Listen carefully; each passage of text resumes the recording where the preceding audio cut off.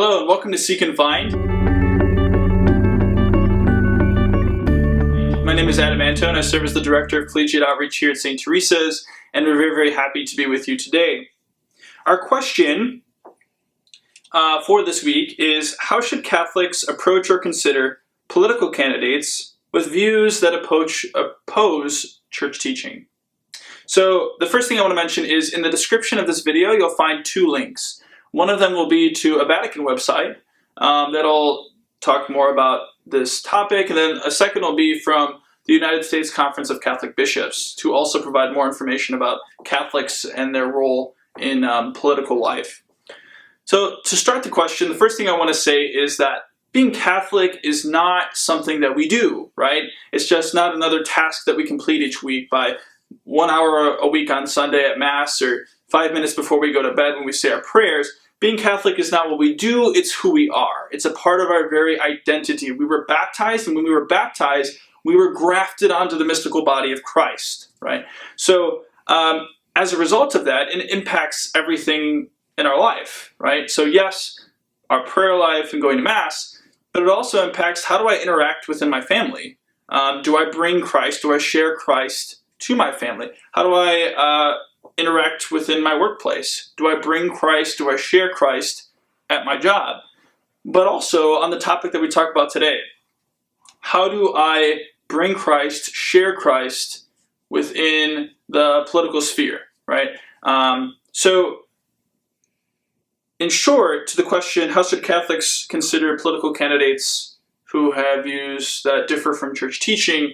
This should raise a red flag right away, because the church's understanding and teaching about political life, all of those teachings are based on the fundamental understanding of human dignity and the sacredness of every human life, right? So if there's any views that are working against that or opposing that, that should be a cause for concern.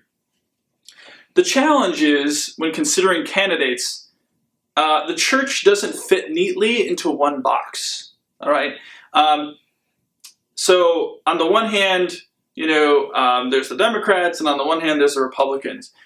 The church doesn't really filter into political parties. It's not about polarization. The church is all about unity, right?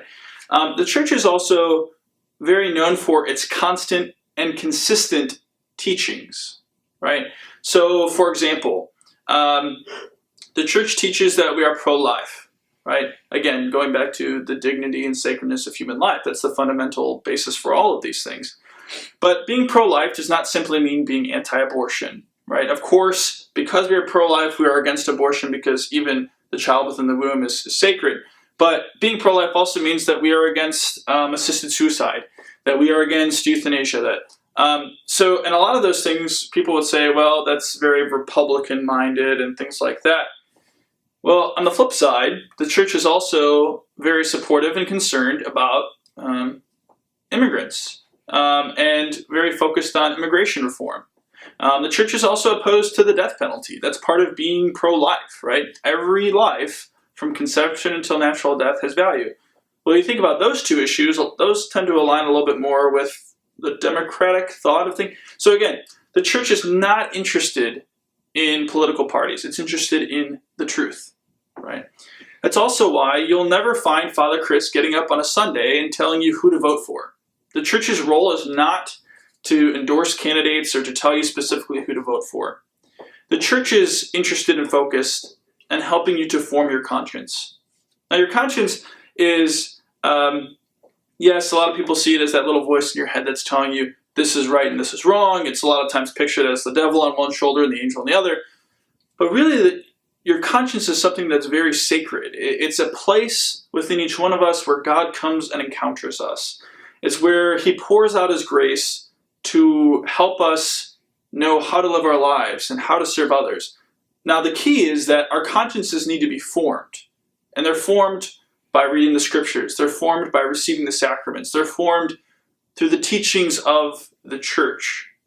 So all of that considered, in using the scriptures and the church teaching and our own consciences as resources, we make faithful decisions on who to vote for. All right. So I would say that if a candidate is presenting policies that contradict church teaching, that should raise an immediate red flag. And if those issues speak directly against human dignity and the sacredness of human life and the sacredness of the family, the basic unit of society, then we should not be supporting that. We as Catholics, because it's part of who we are and impacts everything we do, it should impact our voting as well. So I hope this is helpful. Please keep the questions coming. Have a wonderful week, and God bless you.